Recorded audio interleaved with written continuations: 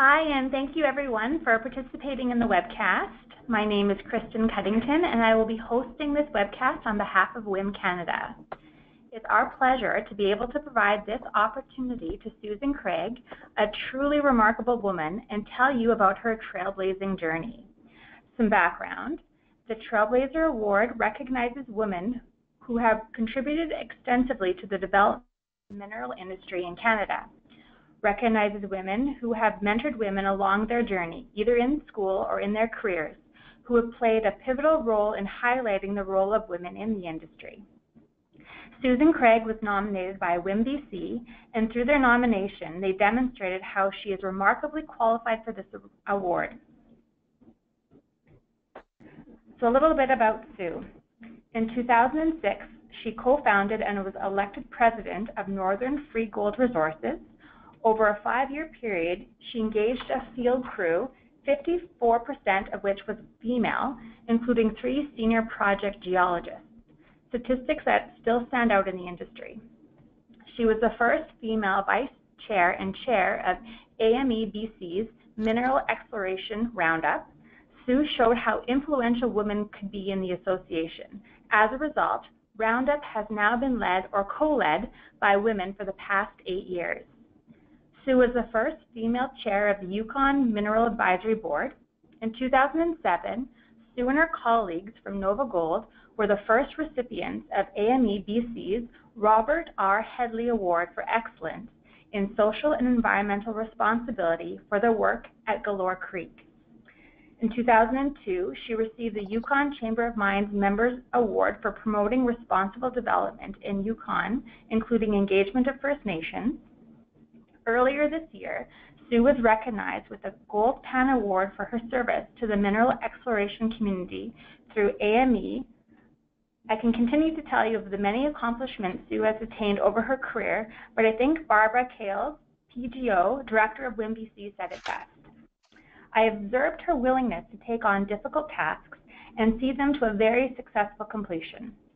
Sue's expertise includes environmental and socioeconomic issues, working with First Nations, federal and territorial governments, special interest groups and associations in both BC and the Yukon. She was the co-chair and is still on the Aboriginal Committee of AME BC. I have developed an enormous respect for her dedication and skills. Sue's accomplishments make her highly deserving of the honor of receiving the Trailblazer Award. She loves people, works hard, and is dedicated to the environmental and socioeconomic issues. She represents all that is good in the mining community. So following Sue's presentation, we'd like to encourage a few questions. Please refer to the option indicated on the navigation panel. I will pose them to Sue, time permitting. So with that, I'll hand things over to Sue. Hi everyone. It's a pleasure to be here today to kind of talk a bit about my career and some of the lessons I've learned. I'm very honored to receive this award. And with that, I think I'll just sort of go through the career and then talk about some of the fun experiences I've had at the end. So I just have to say I've been very fortunate. My career has never been boring. I've worked on projects that were exploration projects, development projects in many different places around the world, and have looked for many different types of commodities. I've been very involved in environmental and permitting processes, have learned a lot about politics, from working for premiers and learning, meeting federal ministers in Ottawa. I've also sat on board members of junior companies, boards that advise political folks, sat on boards of many mineral associations, and now sit on the board of Yukon Energy. I had a little bit of exposure of pipelines and to natural gas, and obviously First Nation relationships. I've had the opportunity to build many with many communities as well, and a little bit of placer mining. So, the way I look at any job I take on or any task is that if I'm learning something new, quite often I am, that's the best part. And I've done a lot of different things. So I never set out to be a geologist. I went to school, University of Calgary, because the skiing was good. That was my priority. And from there, I actually was going to be a petroleum geologist. However, when I graduated, there were no jobs. And I think that's the one thing we need to respect about this industry. It's always cyclical, whether you're in the petroleum side or whether you're in the mining and hard rock side.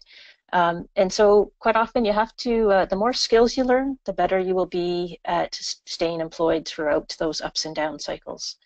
I went back and did a master's at Lakehead. Again, there was no work, and I could get paid to go to school. And then in 2000, I decided to go out my own and start a consulting company. And part of my backup plan was I did a teaching degree, and that was also an opportunity to spend some time with my family.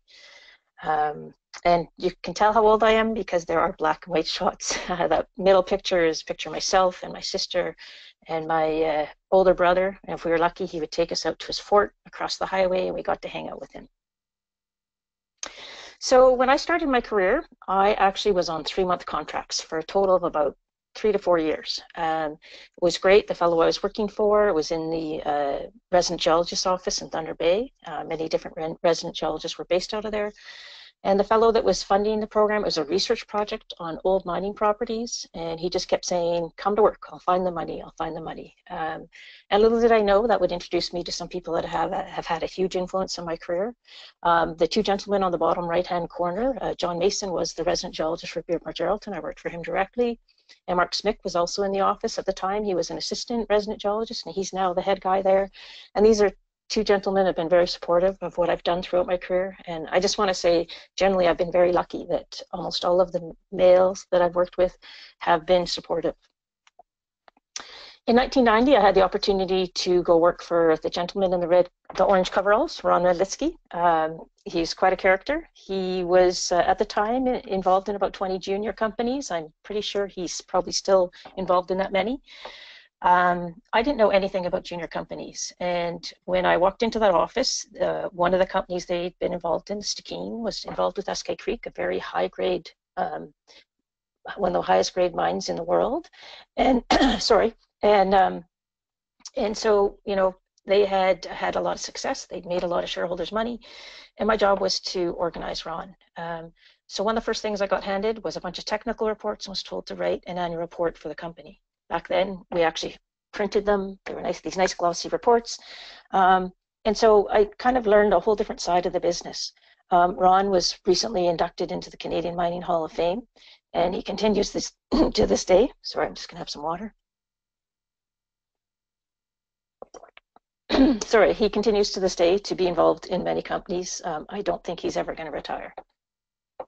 One of the projects I was fortunate enough to work on while working for Ron was the Brewery Creek project up in the Yukon. It was a heap leach mine north of 60, the only one like it in Canada, produced over 250,000 ounces. And usually as a geologist, you get kicked off projects as they advanced, but I managed to stay on the project and saw firsthand permitting. This was my first foray into community and First Nation relations. I was there when the mine was being built, a bit during operations, and also got to see the closure planning. So the hands-on experience was the best education I've ever received. The gentleman in the bottom photo, this is where you're building the heap leach. The gentleman in the center, Rod Samuels, always became a very good friend. He was told he had to hire me, and he didn't quite like that. And about 2 weeks into working for him, he told me that. And he said, but I'm so glad you're here. So, quite often you just have to persevere, and you can change people's minds about working with them. I just threw in some shots of Brewery Creek. I knew nothing about mining. I'd never been exposed. I didn't know what a haul truck looked like. I'd never seen one up close. Understanding, how the plant worked, how the process worked. There's a lot of skepticism whether it would work north of 60. And then this was my first exposure as well to, permitting. And once you had those permits in place, all the monitoring you had to do, all the water qualities, sampling and monitoring, the heap leach. And also, when you think about it, this was over 20 years ago, the reclamation was very progressive for what the company was doing at the time. We had research, we were doing trial plots as to what vegetation would grow, and it was also progressive reclamation, as you can see on the right-hand side. We also engaged the students at the local school, and that made a big difference.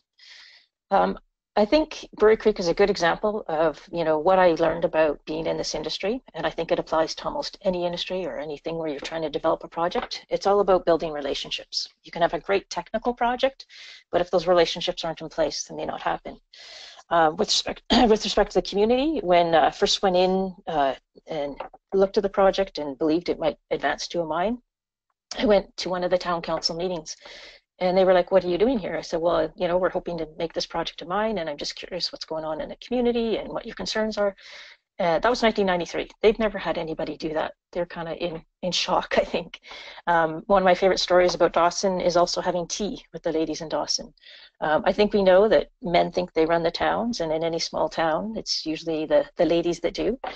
So a lot of the ladies would come to our open houses, but they didn't want to ask questions. So it was arranged, the mayor arranged for me to go have tea with his sister-in-law and her friends. And we talked about cyanide, and we talked about the mine, and we talked about the environment. And you do what it takes, and that was a great conversation. Also at the mine opening, I made sure that anybody from town that wanted to come to the mine opening was there. Took a lot of coordination, a lot of buses, but it was a celebration and an event that everyone could enjoy. This was also my first foray into having an agreement with a First Nation community. We had a socioeconomic agreement with Toronto-Quechin. This is probably one of the first agreements like it in Canada.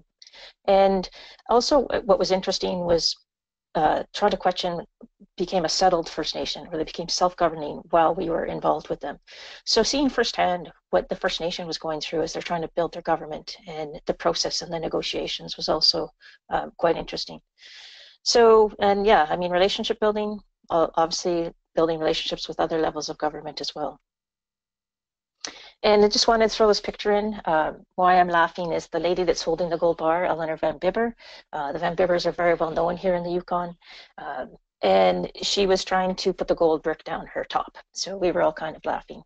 What I also wanted to point out is that many of the people in that photo I'm still friends with, still working with on different projects.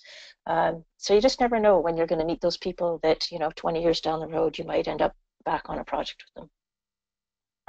Viceroy, Loki worked with Viceroy, and Viceroy had a mine in California. Yes, there are mines in California. This was actually an award-winning mine. It was a heap leach mine. And just showing some shots there, produced over 1 million ounces. Here's an aerial shot when the mine was in production. And again, looking back, I realized how fortunate I was to work on this project, and it was actually in a national forest. The forest was actually the Joshua tree cacti, and so a lot of the cacti had to be transplanted. There were greenhouses, just learning how you can operate in a responsible manner. And then the desert tortoise, that was the species that was of concern. So a lot of design for the mine was addressed around the tortoise. There was the operators, Viceroy had partnered with the Nature Conservancy on this project. So again, just that exposure to building these great relationships was key. I also had the opportunity to go to South Africa and work on a diamond project. This was a company that Ron was involved in as well. And these shots here just show the actual project itself. It had been a past producer. It was well known for the size of the stones that came out and their color. At the time, I was the only female on the project. What was strange, female geologist on the project. What was strange about this project was that the workers on the project, the drill helpers and other people, their families were with them. So I just remember logging core and hearing these two little girls laughing, looking around the corner, which is something really strange because you don't see that on most projects you're on. There usually aren't even children around the projects you're on. When I decided to leave and go out consulting, this is when I also pursued a teaching degree. Again, thanks to my colleagues in the Thunder Bay office who had great samples to look at. We took the kids into the drill core library. Again, I've never taught full-time, but I have used stuff that I learned in that teaching degree in pretty much every job or contract I've had since. And here's just some shots when I started Tintina Consultants. One of the things I did when I was doing Tintina Consultants was I worked as a community liaison on Foothills Pipeline, which was a pipeline that was projected to run from the north slope of Alaska down to the lower 48. So it was interesting because this was a linear project. Most mines I worked on had some linear features, had a road, but the road wasn't very long. So just engaging with everyone along that line, including 14 First Nations. I pretty much met all the non-government organizations in the Yukon. There were probably 50 to 60 groups that I met with. So yeah, this was the closest I ever got to being a petroleum geologist. But again, what I've learned about pipelines, we don't have pipelines in the north in the Yukon, so it was very much a lot of educating people about what pipelines are about. I also had the opportunity to work as an executive assistant for a minister and for the premier in the Yukon. This was a newly elected group of people, and one of my friends had been elected as an MLA. So it was very interesting, getting the opportunity to educate these people about our industry. And the picture on the bottom right was actually had the premier and a bunch of the ministers out to Brewery Creek to show them the reclamation that was being done. Again, what I learned on that project, I sort of learned how government works and maybe more importantly how it doesn't work. And again, I've used that in so many other parts of my career going forward. In 2004, I was asked to work with NovaGold on their Galore Creek project. This was a multi-million-dollar project, and they wanted me to take it through the environmental assessment. The gentleman in the white shirt sewing on the button blanket, it's Rick Van Nieuwenhuis. I'd known him for years, and he said, "Whoa, we're going to make you the environmental manager." And I was kind of like, "Whoa, wait a minute. I've done a bunch of environmental work. Never really been the manager. I didn't even take biology in high school." So I got a hands-on learning experience. Had a $10 million environmental budget. So boy, he had faith in me, and he just handed the reins over. I dealt with 53 different regulatory bodies. That included people from the province of BC, the Canadian federal government, the US federal government, the state of Alaska, as well as the Tahltan Nation. We had 7 technical working groups. The picture on the left, we produced a 13-volume environmental assessment document. There was a bet in the office whether it was going to be taller than me or not. And I also want to point out the lady in the center picture in bottom right, Ann Ball. She was our community liaison, became a very good friend, and as mentioned in the introduction, our team won an award for our work on that project. And this is just a shot of what Galore Creek looks like. For those of you, a lot of you in the prairies or in Ontario, it's very mountainous. And the bottom right, I think, just shows lots of snow. Water management on any project I've been on, whether you're in a desert or whether you're in the mountains, is always an issue on projects and one of the key concerns that I've heard from communities. Part of the relationship building, we had a participation agreement with the Tahltan and also spent time. The pictures on the left are actually the BC Mines Ministers, had them up to site. Some of the shots on the right show some of the environmental work. Anne and I produced a newsletter. We went into the schools. We met in many of the communities. And the Tahltan, in part of the participation agreement, were involved in decisions, which way the access route was proposed access route was going to go, etc. And also, things like we had a competition where the main helicopter gave it a Tahltan name and designed a Tahltan logo. That was a competition, as well as the group that was doing our environmental work, ResCan, formed a joint venture with the Tahltan, and that group is still working today in the Tahltan Traditional Territory. When I left NovaGold, as mentioned, ended up being a co-founder and actually finally ended up being president CEO of a junior company. This is something that I always thought I wanted to do. I would just say, be careful what you wish for. What I didn't appreciate when I was working for Ron and others that ran juniors was their availability to raise money. Every dollar you spent, you had to go out and raise in the markets. I don't miss the shareholders calling, at 6:30 in the morning when the market opens, because that's what time it was out here, and complaining, well, the share price is going down. Learned a lot about corporate governance. There's many, many rules when you run a junior company that you have to abide by and follow. And, as well as overseeing the exploration programs. I mean, our largest exploration program, we did 27,000 meters of drilling at a $12 million exploration budget. And that was the project that Kristen mentioned that, we had 3 senior project geologists, and they were all female. Jerry Asp had asked me to do a presentation at one of his First Nation conferences to talk about exploration opportunities for females. We hear a lot, I think, about mining, and I think we associate mining full year-round employment when a mine's up and running. But exploration, there's a lot of work that can happen. It's more seasonal, but again, a lot of interesting jobs. And so when I actually put the statistics together, this is where the numbers came out. We didn't specifically hire females. I wasn't involved in any of the hiring. And to me, what's encouraging is that, 54% of our staff were females, and they took home 59% of the funds. The ladies in the bottom picture, those are our senior geologists, Debbie, Danielle, and Twyla is the lady in the vest on the right. And yeah, I just want to emphasize again, it was so thrilling to me when I put these numbers together that the females were hired because they were qualified, not because we had a quota. We had an investor relations lady who was new to the industry, and she thought we should change the name to Northern Female Resources. Here's just some of the other lady geologists that were working for us as well. And again, Northern Freegold, we had a lot of local hires, took their advice on, what should we be supporting in the community? What can we do to help the community? We did some cultural training. So again, it's just, how you build those relationships and being a good neighbor.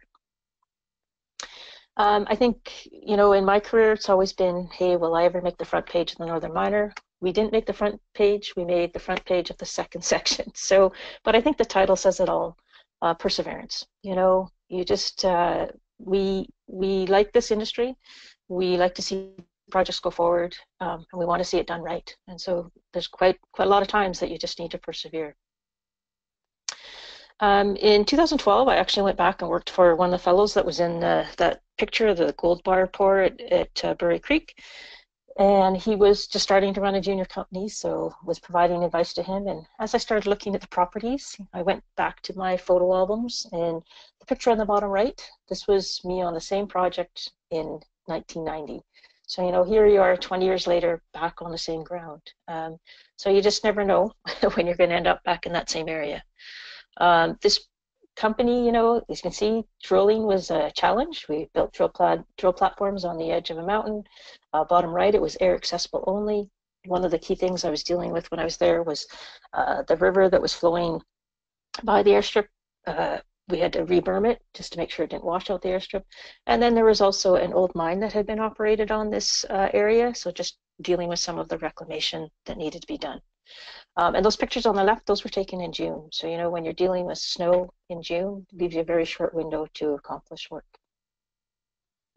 At the same time, I was very fortunate to work with Klawani First Nation. So Klawani First Nation is a very progressive First Nation. The lady in the top is the former chief, that was Mattia. Lady in the bottom was the deputy chief, Grace. She actually worked for us at Northern Freegold. And there was a lot going on in the Yukon, and they wanted to put out some guidelines for people that were coming to their traditional territory. So not only did they draft and put out these guidelines, but they asked for myself and Bill, my partner, who grew up with these ladies. They asked for our input. They asked for industry's input. And I thought that was, really groundbreaking, because they didn't want to put something out there that industry couldn't live with, but they also wanted to get their thoughts out there about what's important to them. I've also been working with Klawani First Nation. In the Yukon, First Nations have rights on their settlement lands to mineral rights. So been talking to them about developing, mining legislation on their land that they have the mineral rights. For 3 years, between 2013 and 2016, I went and worked with Arico Metals, helping them with the Kemess Underground project. So the Kemess South mine was a very successful mine that operated until 2011. While it was in operation, they tried to permit a satellite deposit that was, they wanted to mine open pit. It went to a federal environmental assessment panel and was turned down. And so around 2011-12, Arico went back. At this point, metal prices had increased, and they went back to looking at whether they could mine it underground. And so that's what Kemess Underground was about. So going out and talking about, mining this underground, it was a great scenario because we could take all the tailings and put them into the mined out pit. The Kemess mine had been a planned closure, so, everything was being maintained. The mill was still there, available to make workable again, to flash up. The camp was there, we had the access road, we had the power line. And so my role for those 3 years was to support the environmental manager. He'd been there on the project since 1996, and deal mainly focus on the social issues associated with the environmental assessment. We did have an interim measures agreement with 3 of the key First Nations. And, so coordinating, we had meetings with the chiefs, just meeting with the communities. We involved in a whole bunch of the decisions. It probably took us another year to get the application actually into the government, into the BC and federal government. But by taking that extra year, once it was in, it went through in less than a year. So the environmental assessment went through, the permit applications have just been submitted. They're expecting maybe those in early 2018, and then hopefully a construction decision will be made. And this is just one of the slides. You know, we had a joint environmental management committee with the First Nations, and you know, discussing what the valued components are, and including that in all of our studies and how the project might impact that. You know, I think makes all the difference. After leaving ARECO, I was involved in the formation of a junior metallic minerals. This was sort of restructuring of a company that had been started by my partner, Bill. And the people in that top picture, these are all people I've worked with on various projects, some at Nova Gold, some at Northern Free Gold. And so again, you just never know who you're going to end up working with again. And our focus is mainly high-grade silver exploration in Keno City. I'm also being an advisor to Colorado Resources. The fellow that runs Colorado, Adam, worked on Brewery Creek with us 27 years ago. And so now back in Toltan Traditional Territory, we're going to Dease Lake for meetings this week with leadership. So again, you know, just building on those relationships that I had before. So I was asked to share some anecdotes, you know, of some of my experience of being a female in this industry. I was very fortunate when I went to school that about 25% of my class was female. So when you consider that was way back when, over 30 years, that was a high number. And you know, you see there's a lot of females in the industry now, which is really exciting. But I can maybe just talk about some of the anecdotes. And again, I think it just attests to the gentlemen that I've worked with and have been supportive. So when I was doing my master's, I was the senior on the field crew working with the Ontario Geological Survey, and there were other crews in the area. My junior was actually in undergrad. I TA'd him when he was an undergrad student. And so we went to a get-together with other crews, and he came back, Steve came back and told me that he met one of the fellows from the crew, and the first thing he said to me is, "Oh, what's it like working for a female?" And Steve said, "Well, I told him it's great. She's a master's. We have a system. She does certain parts, I do certain parts, and we cover tons of ground." And I looked at him and I said, "Thank you, Steve." He says, "Well, it's the truth." He said, "I could tell the fellow just wanted me to say, oh man, I don't want to work for a female." Steve's a very successful VP at a very successful company. So, you know, right from day one, I had that support. That was also an interesting project because we were actually staying in a forestry camp. A lot of firefighters stayed there.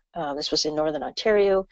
First off, they thought we were a bit strange because we were geologists, but then, you know, I was married at the time, and they would say to me, I didn't wear my wedding rings. And so when people found out I was married, the guys, they just were like, "Well, who's looking after your husband and who's cooking him dinner?" And I'd say, "Well, he's actually the cook."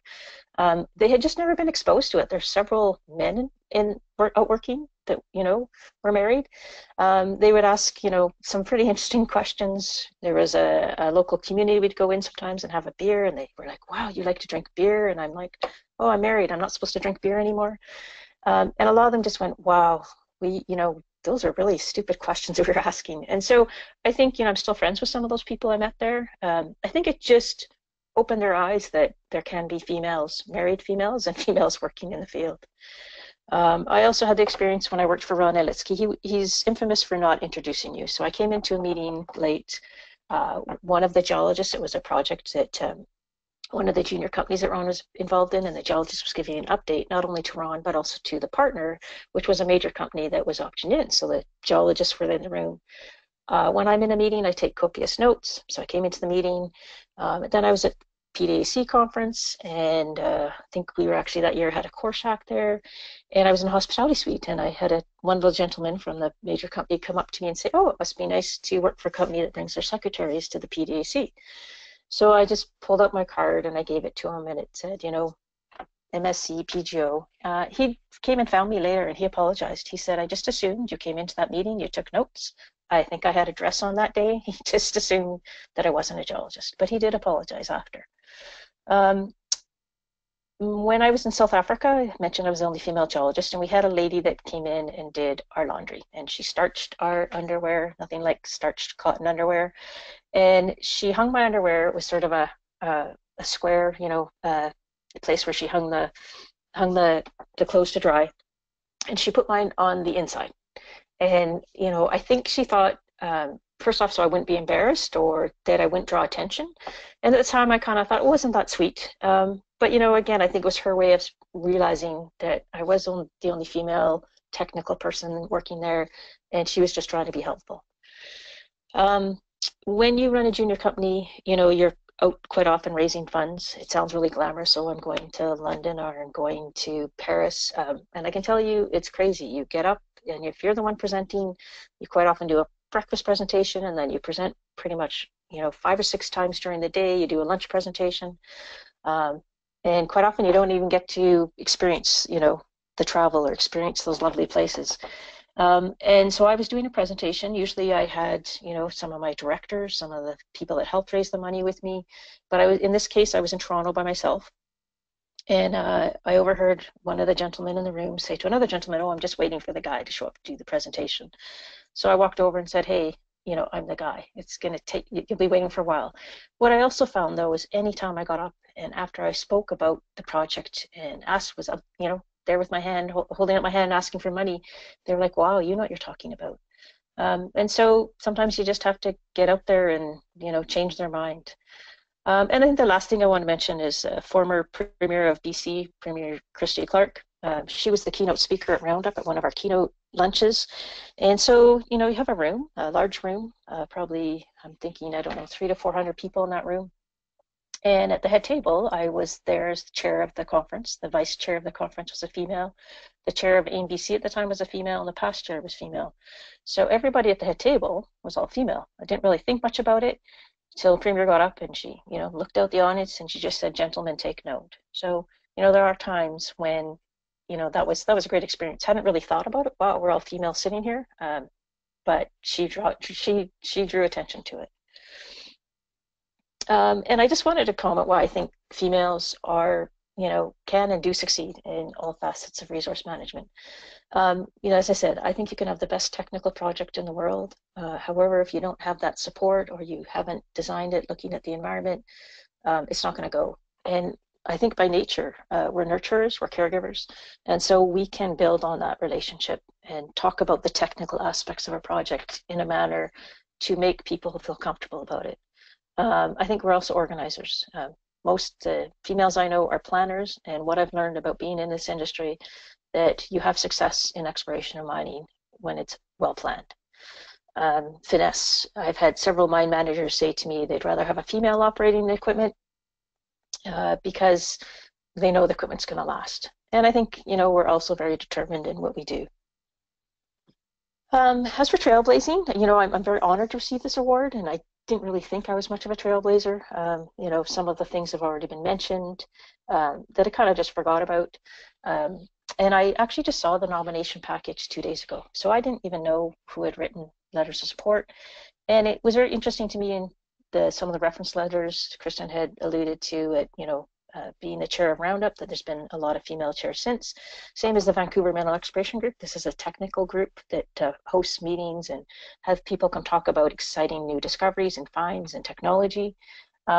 And I was the second female chair in the 1990s. And then in the reference letter, my male colleague, said 7 of the next 15 chairs were women. And I hadn't really recognized that. And he attributed that to the fact that I had stepped up and said, yeah, let's do it. That to me, again, I didn't really think of it at the time, but I'm so glad that there were so many other females that felt comfortable taking on that role. Being the first female chair of the Yukon Mineral Advisory Board, this is an appointed board. You're appointed by the minister, Mr. Mines. And in this case, when he asked me to take on the role as chair, it had nothing to do with the fact that I was female, but I know he had faith that I could do the job. And so I was very honored. Being co-founder and president of CEO of a junior resource company, there aren't a lot of junior resource companies out there that have female presidents. Very few. I mean, the ones that are out there, I think, have been quite successful. But yeah, again, there's always room, I think, for more females to be running juniors. And I think probably more important is leading by example. And again, I just saw these reference letters and, had another colleague, and I saw it in a second letter, just say that, that I led not only, an inspiration to all members of our sector, both women and men. And so to me, that's a huge compliment, just the fact that they would even say that. And I just threw some pictures up. This is just such a short list of so many females in the industry that have influenced me. Again, a lot of these people met 25, 30 years ago, but just have made such a difference in the industry. And that's, I guess, what I would say, you know, there's a whole bunch more females I could put up there, a whole bunch of males, but I think too, there's just so many people deserving of this award. And I wanted to throw in these pictures. These were some of the young geologists and field helpers that worked at Northern Freegold. So, you know, I've been thrilled watching what they are doing with their careers. Some of them have gone on, uh, you know, ran into them in the airport and gone on and done their PhD and now working, you know, for Barrick and doing other things. So I think that's the exciting part, is watching, you know, all these young geologists remembering what they were like when they, you know, were logging core originally, and now they're out there making a difference. And I had to put this picture in, maybe the next round of Trailblazers. This is my great niece, Stacy. Her mom was a geologist that worked for us at Northern Freegold. She married my nephew. And, you know, from the time she was born, my nephew had her car seat set up in the tractor.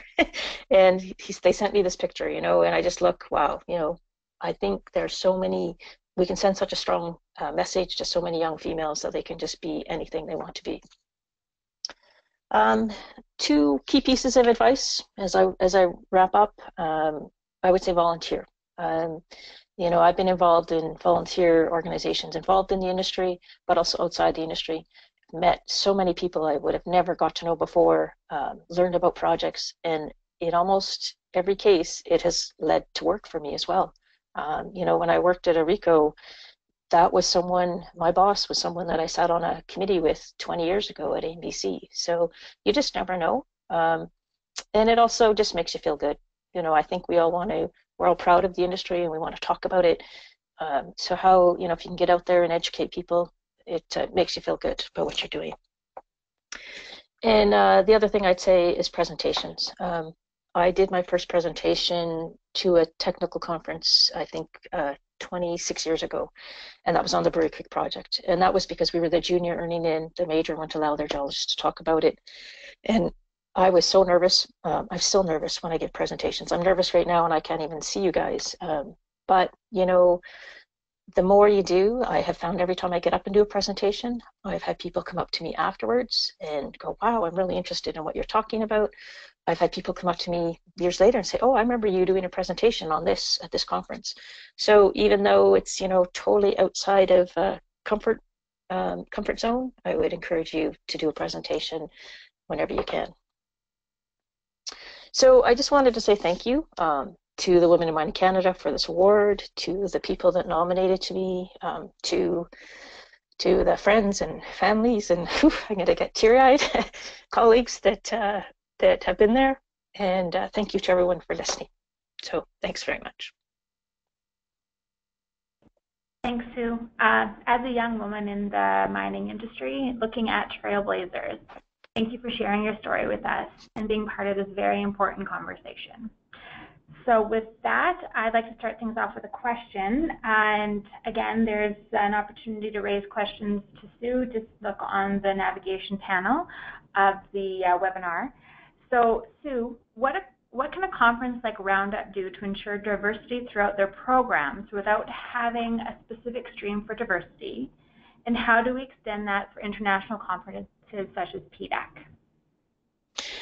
So, I mean, when I look back at Roundup and I look back, there's quite a committee that makes up Roundup, and you know, we have session chairs and you know, a whole bunch of different things that get covered. And I think, you know, at Roundup, from my first involvement in Roundup a long time ago, there were sort of always that open invitation for females to be part of the committee and also to chair sessions. And that, I mean, that's how Roundup kind of works. When you are chairing a session, you're very much involved with, you know, engaging and getting people to be part of your session, whether it's new discoveries in Canada, new discoveries in BC and Yukon, or across the world, or new technology. So I would just, you know, encourage anybody who is chairing these conferences or, you know, has committee, any type of committees involved in associations, to encourage women to be part of it. I think, you know, at NBC, there were a lot of females involved, and so it wasn't anything we ever thought of. And again, I think, reaching out to getting people involved to volunteer on those committees and those conferences. So, rather than having a specific stream, I think just by encouraging them to be part of the committee and part of the conference makes a big difference. And I know, I've seen that happening at PDAC as well. I know I have several female colleagues that have presented at PDAC, but then, I also know people that are organizing or sit on committees and organizing panels and organizing technical talks. So that would be my recommendation. Just encouraging females to be part of the association to start with, and then take an active role in those conferences. Right. Yeah. No, I think those are some great recommendations and some great comments. Here's a question we have from Siri. She's asking, what advice would you have for young women graduating out of university with geoscience degrees, as well as being open to opportunities that may not seem at first glance to be directly related to mining or geosciences? For example, environmental or forestry or water management. Yeah, I would say, thanks for the question. I would just say, and I've given this advice to many young graduates, and even, if you've just graduated, go volunteer at a conference. Because what I watch is when someone's volunteering, they're not getting paid. But if they do a good job, it's like, wow, imagine if they're getting paid, how hard they're going to work. And so I would say if there's an opportunity, I'm not sure where you are, but if there's, most provinces and territories have annual geoscience conferences, go volunteer at one of those. Stick up your hand to, kind of do whatever, and you're going to get exposed to people in the industry. I would go volunteer at associations. There's always, every industry association I know from the Yukon to the East Coast is always looking for volunteers. But I would also, pursue other opportunities as well. I have a master's in geology, and I say to people, yeah, I can sit on a drill rig, but my expertise is getting you the permit for that drill rig. So if you get an opportunity to learn anything about environment, project management, whether it's in forestry or if it's in another industry, I would say take it if there isn't an opportunity directly related to industry, because you're going to be able to learn that skill set, learning about managing projects, managing people, managing budgets, how, technology or how samples are taken. If you go to a project and you say, hey, I've actually done this type of work and I can apply it to your project when it's a mining project, that will go far. So, I think a lot of times it's like, wow, there's a young geologist that worked at Nova Gold, and she was applying to be a PGO. And I said to her, well, I can be a reference for you. And she goes, you're a geologist? And I said, yes, and this is when I was doing all the environmental work. And I said, if you had told me when I graduated, as a geologist, that I would end up doing environmental work, I would have laughed at you. But you just don't know. So, I would just say, if you get opportunities in other resource-based or even just anything, there's such a large range of different types of jobs in our industry, even human resources. It's amazing, managing people. When you're a geologist, or if you're, involved in a project, learning to work with people and manage people and budgeting, those kind of things. If you get an opportunity to take on a job that you learn that, I would encourage you to do that. Great, thanks, Sue. We'll just ask one final question here, and just in a few words, or just kind of what the take-home. How would you describe the change in diversity in mining or how have you observed the change in diversity in mining over your career? As I say, when I went to school, again, this was petroleum geology focus. I had a class that had, quarter female, which way back when was a lot. When I went to Lakehead University, I actually finished my degree there. So this is again 1995. I was the only female there in that class, and so I'm thrilled when I go to universities or I talk to people, and it's like they're like, yes, I think most universities it's over 50% females. are enrolled in geology or geosciences, or I don't think the numbers as high as in engineering, but I believe, there's definitely huge strides in that as well. So but I would also like to say is I found it very much depended on who I worked with and what part of the country I worked with, and I think it's getting better. But being out in BC and the Yukon, I found, you know, the majority of males were. It didn't matter that you're female; it just mattered you were a geologist. So definitely seen attitudes change, and I think if you just can show the skill set, and I believe when I look at these young graduates, they have the skill sets. So sometimes you just need to take some energy and effort, but yeah, I mean, I think it's much better than it used to be. But again, I've been very fortunate because I've had a lot of positive experiences. And I guess I just never really thought about it. I just, I wanted to, oh, that sounds like an interesting job. I'd volunteer to do stuff, and a lot of times there was one geologist I worked with, and he actually got laid off in 1992. And he was giving me a hard time because I was organizing technical reports for Iran, but I had a chance to look at the reports, I had a chance to talk to the geologists, and then when I had a job and he didn't, he was like, wow, that's kind of smart. So yeah, definitely changing. I hope I see for the better. And I don't think it should be an anomaly anymore. I know sometimes it still is, but hopefully not as much as it should be. Great, thank you. All right, that's all we have for questions. We're just going to move on. Sue, I feel that there was a lot of takeaways from what you talked today, and I'm sure a lot of the participants, or all the participants, felt the same way. So before we end the webcast, WIM Canada would like to launch the 2018 awards, Trailblazer, Student Trailblazer, and the Rick Hudson Memorial Award. These last two awards are relatively new to WIM Canada, and for those that don't know, the Student Trailblazer recognizes those female students who have played a pivotal role in their studies at their school, highlighting the role of women in the industry. And the Rick Hudson Memorial Award, which recognizes people who have mentored women along their journey, either in school or in their careers in mining. So nominations are open for the Trailblazer Award and must be submitted by December 11th. More information on this and the nomination process for our other two awards, keep an eye out on our website. And then for more information on WIM Canada, please visit us online or follow us on social media. Upcoming on our website, last year's winners, Sydney Miller and Patrick McAndless, share their stories and encourage others to participate in the awards. Again, thank you to everyone for participating in the webcast, and congratulations again to our Trailblazer, Sue Craig.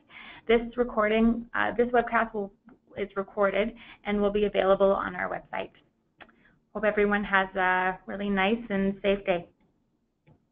Thank you.